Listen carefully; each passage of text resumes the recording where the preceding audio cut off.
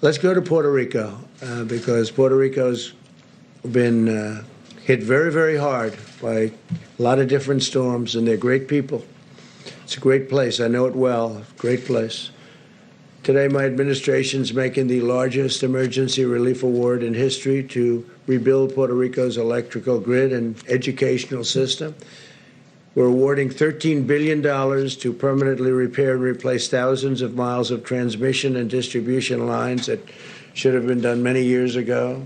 This was beyond even the storms. This was just age and a lot of the salt. The salt from that ocean is a killer for electrical stations and power generation systems. But on top of the salt, you had these massive storms or hurricanes come in. And Maria in particular was a disaster. But for many years, they've been trying to get this done, and they have had the political willpower in Washington to get it done, so we're going to get it done for them. We're also going to be bringing back very, very major amounts of medical work. You know, we used to have pharmaceutical manufacturing at levels that few places had, and a lot of it's left Puerto Rico, and we're going to bring that back, especially now since our emphasis is going to be making our product. So we're going to bring pharmaceutical manufacturing back to Puerto Rico. A lot of it left over the years, over a long period of time. It's been leaving and going to China and other places. So we're bringing all of that back. This was done in previous administrations. I'd like to just point out we've done more for Puerto Rico than anybody, and this is just an example of it, but we've done more for Puerto Rico by far than anybody. We'll also be launching a major effort to repair and renovate the schools across the island. Following Hurricane Maria, my administration immediately deployed the full power of the federal government to bring the electric grid back online so they could at least temporarily, and it certainly wasn't a permanent fix. It was ripped to shreds, but a lot of that was ripped to shreds long before even the storm came in. For many, many years, they've been trying to do it. But we wanted to restore water supplies, and we did make emergency repairs to critical infrastructure, which we took care of, and saved countless lives, which we did.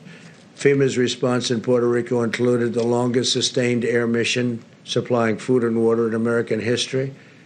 We supplied it for long after the hurricane was gone, the largest disaster commodity distribution mission in U.S. history, and the largest sea bridge operation in federal disaster aid U.S. history.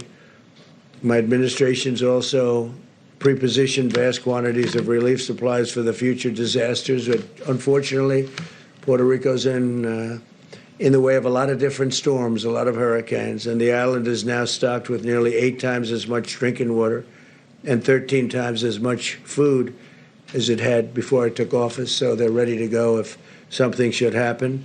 They got brushed by a storm recently, but they're in a good position. So we're going to bring back medical distribution and manufacturing to Puerto Rico, and at a level far greater than it was before.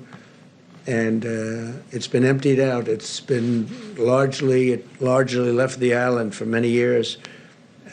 One point it was the talk of the world, and now it's the talk of the world in a different way. We're bringing it back, so we're going to be bringing it back from various other parts of the world. It's going to Puerto Rico, and I think that's going to be very exciting for the people. And we're undertaking the largest federal investment in Puerto Rico's history. So you have a lot of, I have a lot of friends in Puerto Rico, and I've told them about it, asked them about it. Conceptually, what do you think? And they're very excited.